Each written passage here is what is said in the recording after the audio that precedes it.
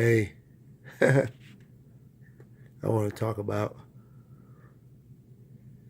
the reaction to Acrimony.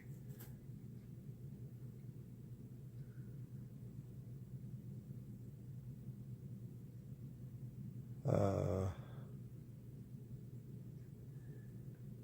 acrimony is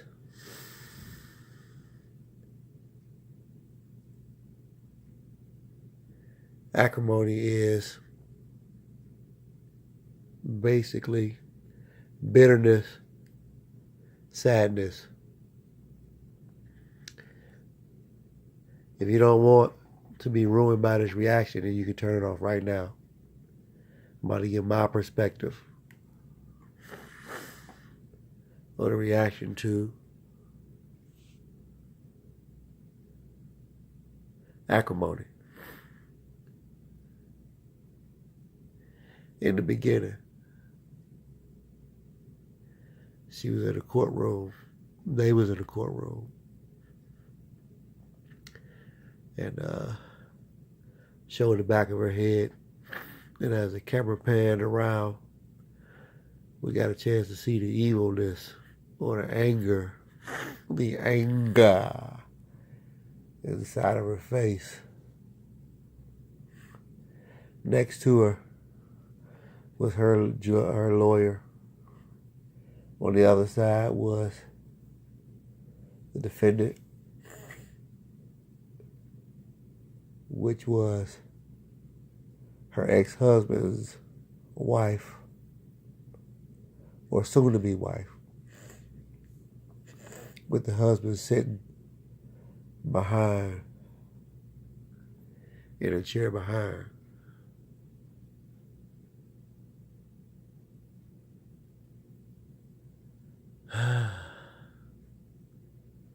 The judge says, for the most part,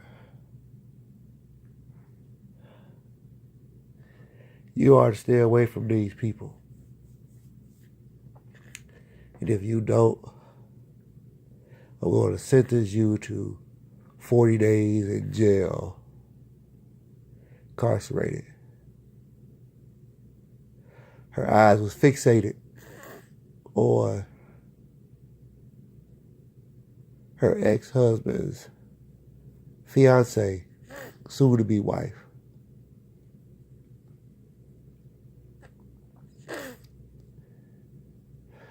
Gave her some form of a gag order, told her to stay away. Sent her to a counselor, psychologist. The psychologist had her sitting on the couch, legs crossed, cigarette smoking. Ashes get big. And the lady told her, tell me the story. And where do you want me to start? How about at the beginning? At the beginning, it all happened at the frat house, at the university, at the school. Maybe not the frat house, but it was raining. And I came pouring out of the school, ran out to try to get to my dormitory. He ran, bumped into me, knocked all of my books over. I got mad, started punching on a guy that I didn't even know. And we got down and shuffled and chased after pieces of paper. I busted up as many as I could. That was mine. He grabbed his.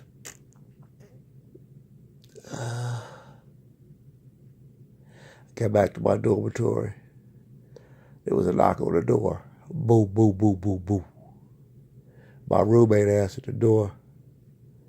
It was him. It was him.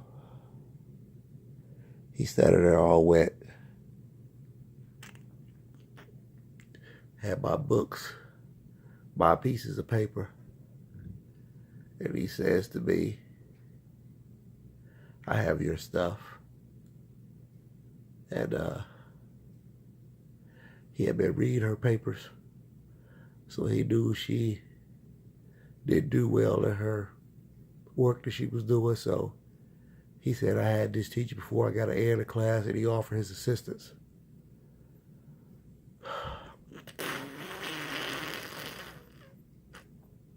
Roommate had a couple of pieces of papers that was his, gave them to her. It wasn't until he said he could help her with this grade that she admits immediately, oh, he's handsome. Now she sees the beauty in him. She sees the beauty after the man has offered to help her with her schoolwork.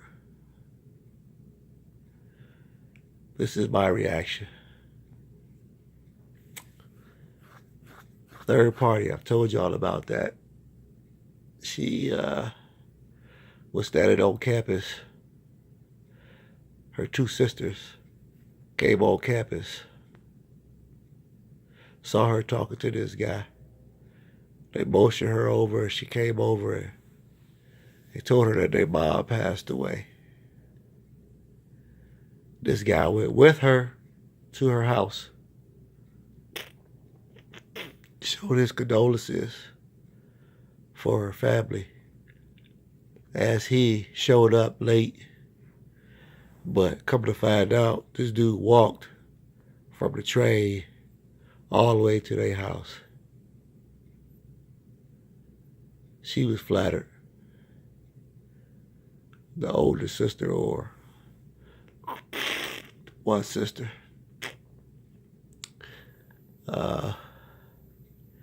wanted to let him know that she was the big dog in the camp. So she said, who are you? Told who he was.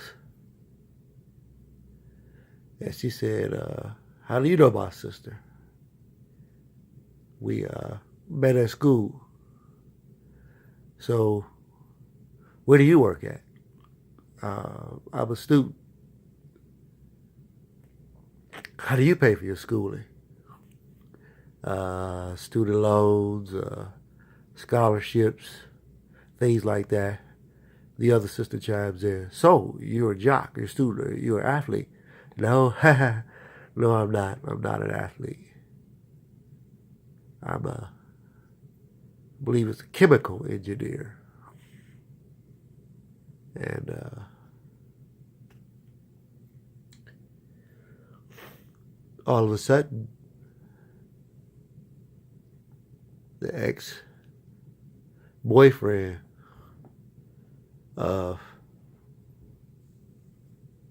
the sister that has the young man that she invited or that came to be supportive, ex-boyfriend shows up. The sister says, oh, this is her boyfriend. Guy says ex-boyfriend. Just to let it be known that I'm not her boyfriend.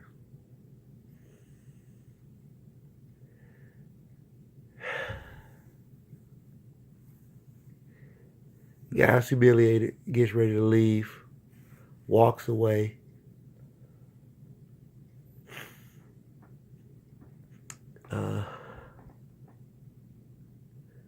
Girl gives chase, catches him at the sidewalk. Where you going? I just wanted to make sure that you made it here safely and all that other good stuff, and send my condolences to you and, you know, for losing your mom. And I'm getting ready to head back home. You're walking? She said. And I'm just going to go on and catch the train, he responded. Wait a minute. I'll get my keys. I'll give you a ride. Oh, no, that's okay. No problem. No, it's not a big deal. I'll give you a ride. Go and get her keys. Green Jeep. Gives him a ride. Finds out he lives in a trailer. She thought he stayed in the house. No, this trailer is mine. She says, can I come in? Sure. You can come in if you like to. So they go in. She investigates. Sees the place is a trailer. He starts to explain that his auntie allowed him to stay in the trailer in the driveway, that his mom passed away, that his father was incarcerated. And he wanted to play a record for her. Played a song for her. This is stupid. Sounds sad. Oh, well, I'll turn it off. No, that's okay. You don't have to turn it off. You can let it play. And so he has ambitions on making it out of there. Stands up, gives her a hug, and says, I'm really sorry about your mom. Taraji's voice kicks in, and it was something about the way he said, I'm sorry. It was something about the way he whispered them sweet nothings in my ear, that he was sorry, that just had me mesmerized, had me captivated. She walked him up these stairs to where his bed was at. Then Taraji voices out over top of the speaker system, he should have never taken advantage of me. I was vulnerable at the time. Took advantage of me. I was a virgin. Took my virginity. And he manipulated me. He tricked me. I wish somebody would have told me. Let's see. There's a scene where he's sitting down with her. And she's starting to fall in love. And he's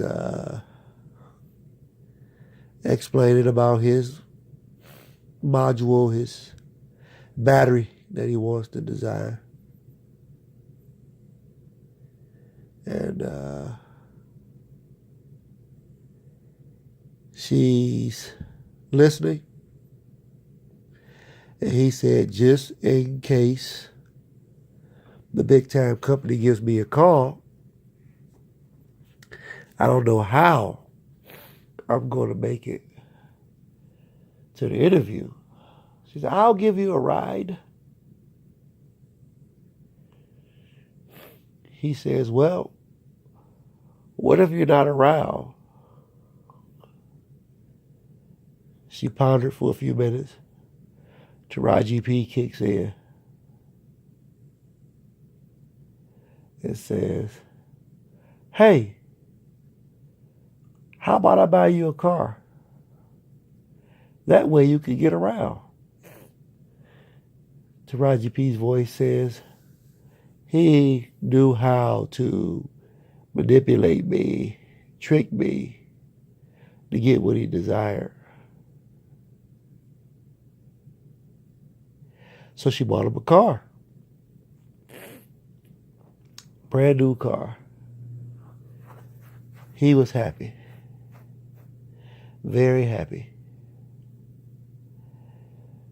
And initially at this point, with her being a teenager and kind of a young lady and him being young, she was happy to do that for him. He got the car, rarely talked to her. But she noticed, she said this, he never really called me before. I used to do all of the calls. He never used to call. He used to always wait for me to call him. Do y'all know when I got him this car, He did not call me for 2 days. 2. I waited and I waited. And I went up to my room and I called him. He answered the phone immediately. Oh, hey there. And Taraji was upset because who answers the phone like that? So her spider senses started kicking in. And she started to feel like, wait a minute. Her woman instincts was telling her something ain't right. She got into that Jeep. She drove over to his place, parked across the street, sat there for nearly an hour. This is crazy what I'm doing. This is ludicrous. I'm going to get out of here. Starts her engine up, gets ready to take off. Almost simultaneously, she gets ready to take off.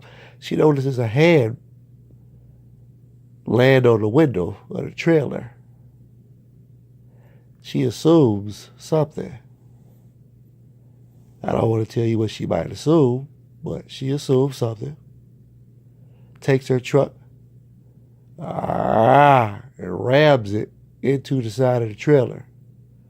Backs it up. Rams her Jeep to the side of the trailer. She pulls back, nose bleeding, ribs cracked. Internal problems is happening. The guy jumps out of the trailer that's tipped over sideways like they had been cow tipping. The girl who he was in the room in a trailer with jumps out. He has on a pair of underwear. And so now he's trying to calm down his girlfriend, who's irate, runs over, throws a brick through the window of a brand new car that she just bought, commits to kicking the side of it like she's stomping it. He orders the other girl to leave. He grabs his girlfriend, walks her up against the vehicle, and tries to calm her down. Calm down, it's okay. I can explain. Calm down. Calm down. Calm down. She collapses, nose bleeding. They rush her into the hospital. She has some internal damage, internal bleeding, different things that's happening to her. Ovaries, uterus, and everything is punctured. Can't have kids. Her sisters basically ordered this guy to stay away. You cheater.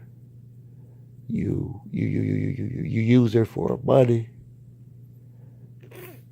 And she had told her sister, do not tell this guy that you was left $350,000. But she told him anyway. So he left the hospital.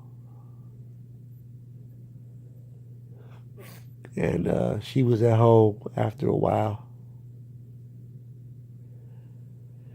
He came crawling back, called her name out.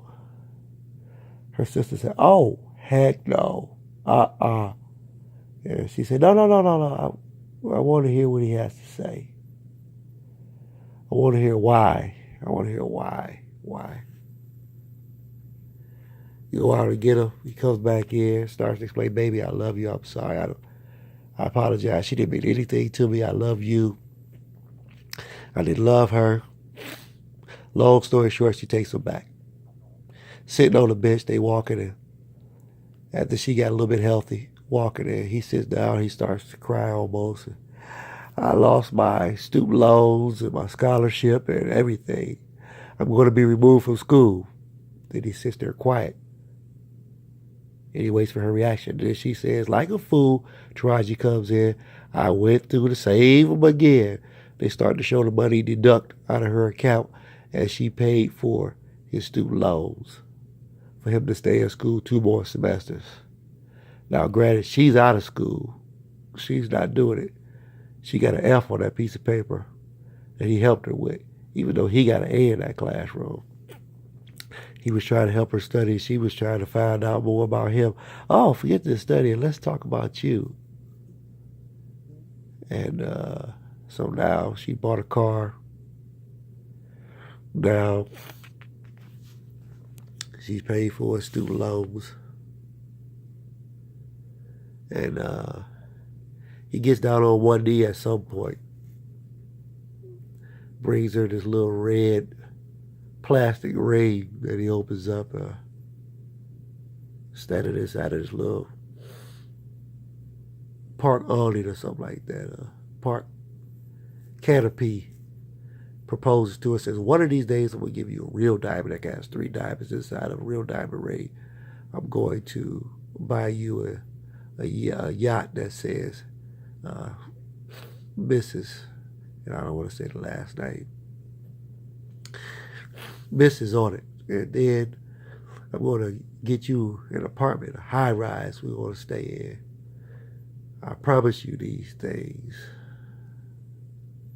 Promise you for the rest of my life. She held him that. Time went along. He struggled with his adventure, with his invention, excuse me. They've been married for like 18 years. No job. Worked some side jobs. She was frustrated, busting her behind wide open, 2, 3 jobs at a time.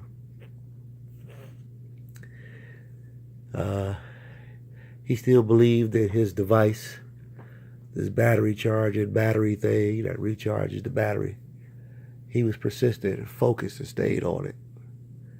So she decided, that's enough. I've had enough. Can't be married anymore. They were sleeping in separate rooms, not talking, no dialogue. So he was forced kind of to work this job he didn't want to do. The lady who he had slept with at the beginning of the trailer that get kicked over, she became big time. He went back to her for help and assistance. She talked to her, left her billfold in his truck, that this job that he didn't want to work anyway. So she gave him a call and said, they want to talk to you about your battery. He had to make a decision. He had a run to make for, it had to be there at 11:30. Or he could make this U-turn and go and take care of this business and try to get this interview for this protocol that he had done. He made the U-turn. He busted with the quickness. They was all complaining, what are you doing? We need to get this shipment to this place. And we're slaves and we work for, these people, and we need to get this done. And so he went, sat down, gave a spiel. They offered him $800,000. Take it or leave it. He got quiet. I'm going to leave it. He knew that his invention was worth more than that. He walked away. The lady that had helped him, who had had sex with him at the beginning, who had got him into this position, was very impressed at this way that he was behaving himself, but how he walked away. To make a long story short, Booyah, the lady that he was getting help from, helped him out a whole lot. Taraji P got a divorce. She couldn't take it no more. He signed a piece of paper, beg, signed a piece of paper. Anyway, walked out. Not too much longer after that, he spent 3-4 months in a halfway house or homeless shelter. The other lady kind of took him in. Gave him an envelope. Inside of this envelope had a check for $75 million. He went back to Taraji P at her job, flowers and everything. She said, I don't know why you coming back. We never gonna get back together. No sense you begging and growling or nothing like that on your knees. He pulled a check out, $10 million. $10 million he gave her a check. Plus a set of keys to her house that he had wrecked or helped ruin. He gave her $10 million plus a set of keys for her house. She was standing there. She had a look on her face that was unbelievable. He walked off, started enjoying his new life with the lady who he had slept with in the beginning, who helped him get the new job, the $75 million, the venture the stuff off the ground. And they started to live happily ever after. This affected Taraji P. Henson in a very, very, very, very deep way. And she wanted her life. She said this other lady stole her life, took her life. She wanted it back. So I'm kind of going to stop here. I don't want to give too much more. I'm going to let the rest of it kind of marinate as you guys get to see it for yourself. I didn't identify characters or anything. I skipped parts on purpose in my design. I just want to give my reaction real quick. So you guys get out if you can. If you haven't seen Acrimony yet, then you need to go and see it. If you have seen Acrimony, then you know what I'm talking about. Send me a comment. Scroll to the bottom. Send me a comment. I want to know what you think. Let's have dialogue. I plan on getting some interviews with some people. Hopefully it goes through and I can get some opinions from some women that I have a lot of respect for, professional women who, have seen the movie also. I would like to bring that to my network so that you guys as my fans can appreciate an interview with myself and these women who have seen Acrimony. All right, y'all take care.